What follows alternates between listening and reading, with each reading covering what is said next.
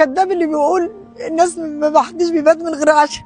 انا ولادي بيباتوا من غير فطار وغدا وعشاء. انا ولادي بيباتوا من غير فطار وغدا وعشاء. دلوقتي انا هوريكم اكبر مصيبه ممكن تمر بحد، ويا رب ما يوقع حد فيها.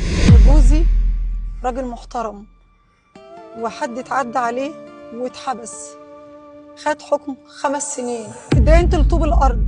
المحامي بقى عمال يستغلني عشان انا ما اعرفش حاجه، ولا اعرف يعني ايه اعاده اجراءات، ولا اعرف يعني ايه حكم بيتاثر المده او اي حاجه من دي.